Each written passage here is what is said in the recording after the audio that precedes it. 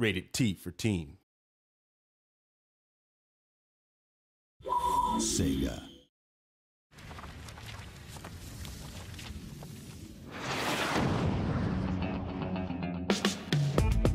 As with any story, an audience needs a compelling character to latch onto, and Tony Stark definitely fits the bill. I think the luckiest thing that happened was getting Robert Downey Jr. to play Tony Stark.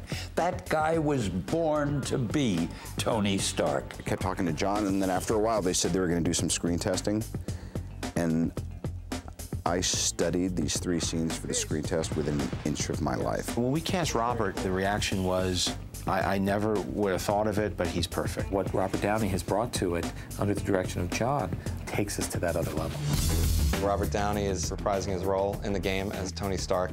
Me and the fellows got together, and we really talked about how to kind of retrofit some of the scenes. Listen, they attacked us because they wanted the inventory stored here, so it's obvious. No more weapons, no more attacks. Anywhere he sees that character, he wants to make sure that it's accurate and appropriate, and you know, we couldn't have asked for a better partner in that regard. Opinion noted, Obi, but I am telling you, do it.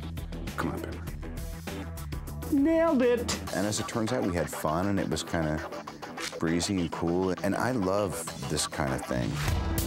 Actors Terrence Howard and Sean Tube also reprised their film roles for the game, with Sean Tube's character Yinsen acting as the game's narrator. This is really interesting because I have certain controls, and I'll tell the players what to do, what's going on now. Do I have what it takes to become truly great? In the video game, it was strange because I didn't have any reaction. There was somebody else reading the lines. You're trying to perceive what might be the end result. No, the problem is you're out here fighting a war and you're not a soldier. And you can't be too sure, so it's a little more nerve-wracking. Stroll out of my airspace now.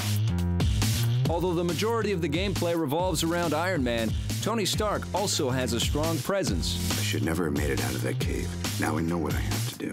We plan to take the player through the same journey that Tony Stark goes through. Definitely in the cutscenes, we're going to have Tony thinking about some of the actions he's taken. Countless lives ruined by my inventions. I have to destroy them. More and more you're hearing, in reviews and things. The story didn't move me, but the game looked nice, or the game was fun, but I wanted more. Having a good character like Tony Stark makes the player connect more to the game. Now that is the voice of reason.